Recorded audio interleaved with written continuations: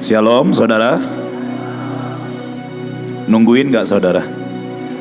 Oh nungguin. Ya, perkenalkan nama saya Rolis Firman. Saya adalah menantu Ibu Iren yang syah. Ya. Dan satu-satunya suami dari Nancy yang sah. Siapa tadi yang ikut kelas saya? Ikut? Ingat cerita saya soal berteriak-teriak? Hasil teriak saudara. Lah beneran. Kalau saya ceritain kisahnya bagaimana ceritanya, waduh, retret kita sampai akhir tahun. Ya. Saya pengen cerita satu hal. Sebenarnya ada beberapa poin, tapi yang paling penting di sini adalah tentang yang namanya unity di dalam keluarga. Boleh ditampilkan untuk PowerPoint-nya? Kalau tadi mertua saya, Coach Iren itu cerita bahwa beliau ini mencintai firman dan mengajarkan tentang Tuhan kepada anaknya, sampai akhirnya anaknya mencintai firman.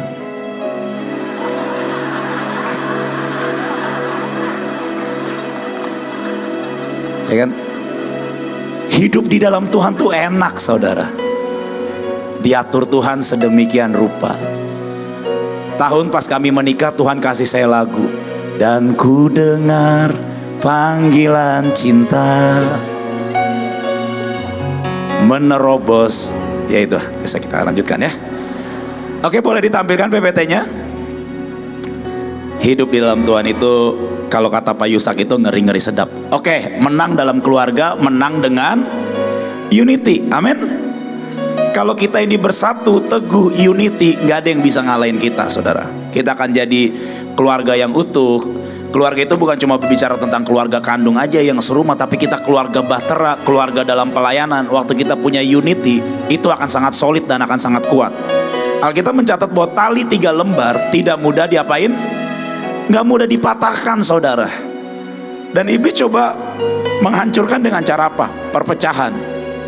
Iblis coba menghancurkan dengan cara apa? Membisikkan hal-hal yang tidak benar. Membisikkan omongan-omongan, gosip-gosip, perkara-perkara yang sebenarnya sepele itu bisa jadi penghancur dalam unity. Oleh sebab itu kita perlu yang namanya unity, ya. Karena salah satu kunci untuk menang di dalam keluarga, kalau saya ngomong keluarga, saudara ya, itu artinya di dalam segala aspek pelayanan, pekerjaan, apapun juga dalam hidup saudara. Next, ya. Unity itu dengan Tuhan dan juga dengan manusia, dengan sesama.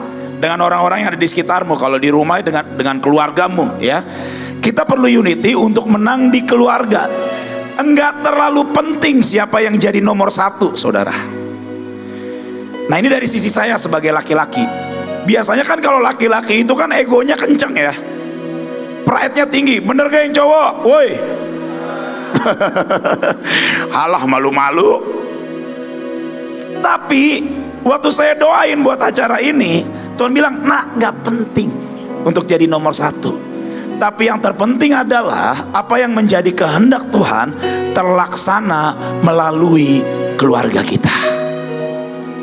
Enakan mana saudara? Menang sendiri atau menang rame-rame? Kalau menang sendiri ya nikmati trofi sendiri.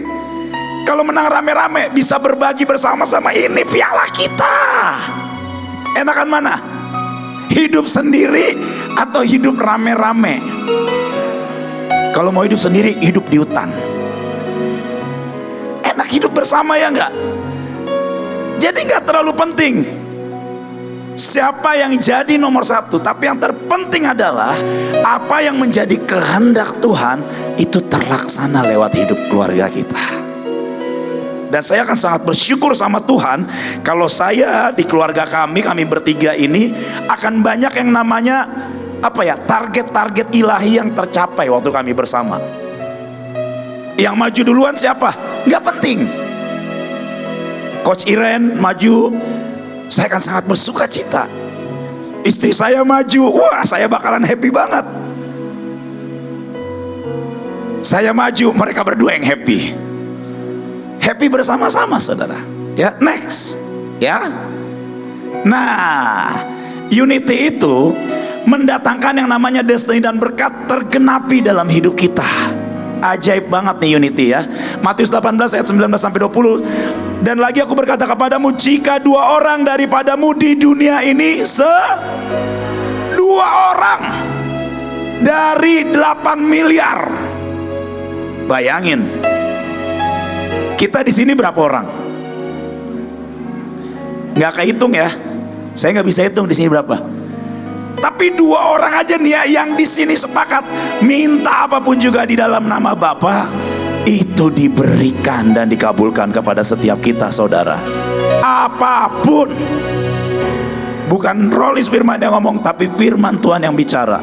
Sebab di mana 2 atau 3 orang berkumpul, unity di dalam nama Tuhan, di situ aku ada di tengah-tengah mereka. Unity itu dahsyat banget. Dengan unity di dalam keluarga, itu membuat destiny dan berkat Tuhan dalam hidup kita tergenapi.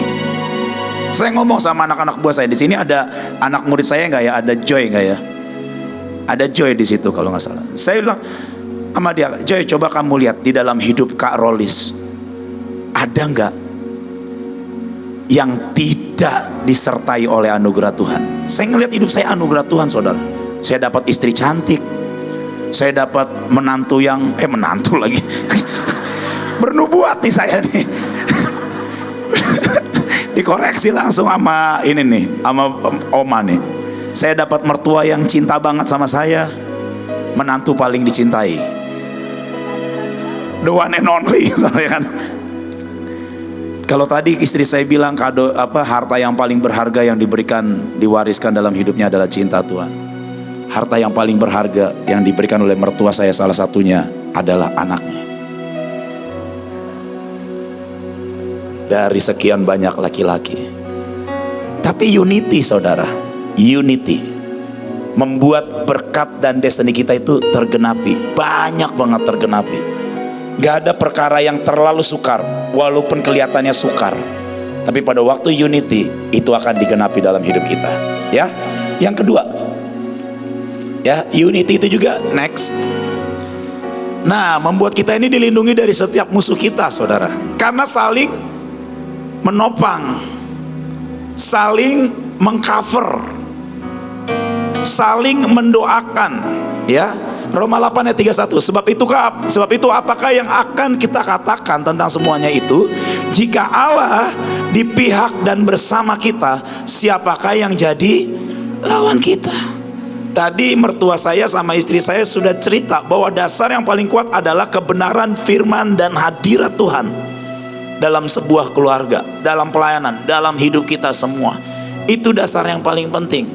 Nah, kalau udah ada hadirat Tuhan di tengah-tengah kita, kalau udah ada firman Tuhan yang memenuhi hidup kita, siapa yang mau jadi lawan kita, saudara? Gak ada yang bisa mematahkan kita. Oleh sebab itu, kita harus setiap hari benar-benar bersama dengan satu dengan yang lain, hand in hands together. Kita harus mencintai firman dan hidup di dalam hadirat Tuhan. Ini loh, unity membuat tidak ada satupun musuh yang membahayakan bagi kita. Sekalipun musuh itu berbahaya nggak? Berbahaya. Tapi kalau saudara unity dengan sesamamu, saudara unity dengan Tuhan, tidak ada yang membahayakan. Allah di pihak kita, Tuhan bersama dengan kita. Kalau Ibu Immanuel bilang tadi, kalau Hakim Agungnya udah bersama dengan kita, di pihak kita, perkara apapun juga kita yang menang. Amin, saudara. Unity. Tapi seberapa banyak di antara keluarga-keluarga susah buat unity? Saya sama istri saya nggak selalu unity, saudara. Tapi akhirnya Tuhan ingatkan, ayo unity. Saya pernah marah sama istri saya waktu itu, kami pengen pergi pelayanan ke Depok. Saya orang yang sangat tidak suka terlambat, saudara. Hari itu istri saya latihan nari. Kami sudah mepet waktunya. Saya udah marah-marah. Kita udah terlambat nih pelayanan, nggak boleh. Di jalan saya udah ngoceh-ngoceh aja. Pas masuk pintu tol mau masuk ke Depok, tiba-tiba mobil kami berhenti. Cekrek. Mobil berhenti, saya coba starter nyala tapi nggak mau jalan. ternyata transmisinya kena.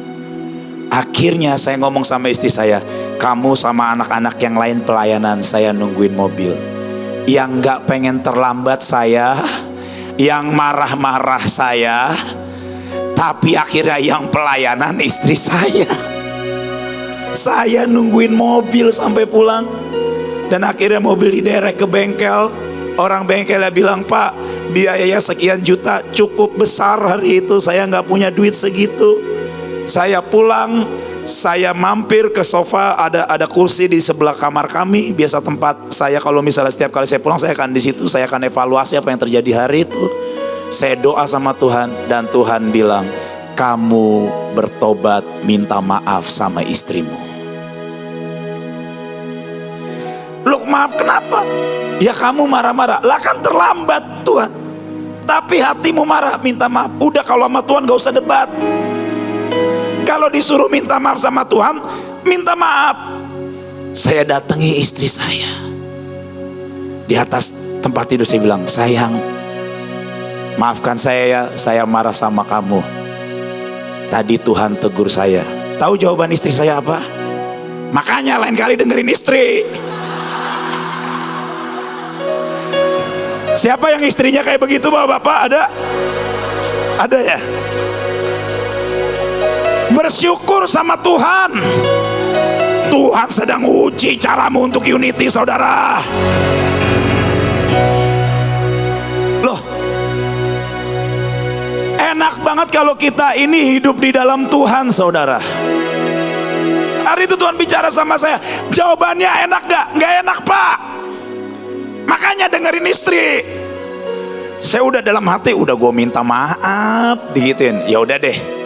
Saudara tahu apa yang terjadi? Besoknya ada orang transfer saya uang lebih dari yang saya butuhkan untuk benerin mobil, saudara. Itu Tuhan. Unity, ya, membuat tidak ada satupun musuh yang berbahaya dalam hidup kita. Next, yang ketiga, yang terakhir, ya, mengerjakan perbuatan besar. Siapa yang mau melakukan perkara besar di sini? Ya, mengerjakan perbuatan besar dan mengalahkan setiap musuh kita. Kekuatan, kedahsyatan dari unity dengan Tuhan dan keluarga, dengan sesama. Mazmur 60 ayat 12. Dengan bersama Allah akan kita lakukan perbuatan-perbuatan apa? Gagah perkasa, sebab Tuhan sendiri yang akan menginjak-injak para lawan kita. Saudara, waktu kita unity, saudara, Tuhan yang menghabisi setiap musuh-musuh kita waktu kita unity. Jadi jangan takut, ya. Tapi untuk unity butuh yang namanya kerendahan hati. Butuh yang namanya kerendahan. Saya sebagai laki-laki, saya mikir, kalau orang kebanyakan laki-laki, saya nggak malu tuh. Sebagai laki-laki kalau saya nopang istri saya, kenapa? Ya wong kita ini satu kok. Kita kan bukan dua. Alkitab mengatakan, demikianlah mereka bukan lagi dua, melainkan satu. Jadi kalau istri saya butuh apa, saya akan topang. Kalau istri saya terlalu lelah di rumah, saya yang berjaga-jaga. Demikian sebaliknya. Enak, saudara. Gak penting siapa yang jadi nomor satu. Yang penting kehendak dan rencana Tuhan terlaksana. Yang terakhir, BMN boleh tampilkan di dalam 2 Tawarikh 20 ayat 20. Wah, ini ayat yang saya pegang banget, saudara. Begitu saya masuk di keluarga ini, luar biasa. Beneran. Siapa yang pengen dapat istri nabi atau suami nabi? Lo gak ada yang mau? Takut dibaca-bacain ya? Kalau lagi nakal-nakal macam-macam takut ketahuan ya? Bagus, dijagai. Jangan takut. 2 Tawarikh 20 ayat 20. Ya, kita baca, dengar, yang dengar aja ya, yang bagian B. Dengar, hai Yehuda dan penduduk Yerusalem, percayalah kepada Tuhan Allahmu dan kamu akan tetap teguh. Yang pertama, percaya kepada Tuhan, maka saudara dan saya akan tetap teguh. Nah, ini yang kedua, saya suka banget ya. Percayalah kepada nabi-nabinya. Coba lihat keluargamu saudara, itu adalah nabi-nabi Tuhan yang diutus dalam hidupmu. Coba lihat beneran, ada yang bersama keluarganya nggak? Coba kiri kanan lihat. Anak lihat orang tua. Tuhan terima kasih buat orang tuaku yang jadi nabi. Jadi kalau orang tua cerewet, udah terima aja. Itu nabi Tuhan, perwakilan Tuhan. Istri atau suami bawel, terima. Jalan hidupmu pasti berhasil. Saya ini sangat bersyukur loh, hidup di tengah-tengah nabi. Satu nabi raja wali dewasa, ya kan, yang dari sono ya, dari dulu udah jadi nabi. Satu lagi ada ya nabi juga nih, yang lebih tajam, penciumannya sekarang lebih tajam. Sampai-sampai saya harus jaga makanan di rumah. Tapi ya itu unity. Kalau ada yang perlu dikorbankan, udah gak jadi soal kok.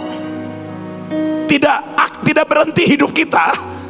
Nggak kemudian hidup kita selesai dan di end, enggak, malah ada jalan-jalan baru yang Tuhan bukakan di depan. Enak saudara, amin. Percayalah kepada Tuhan Allahmu, unity dengan Tuhan, maka engkau akan tetap berdiri teguh. Dan percayalah kepada nabi-nabi yang diutus Tuhan di kiri kananmu, maka engkau, hidupmu akan berhasil. Terima kasih, Tuhan Yesus memberkati. Shalom.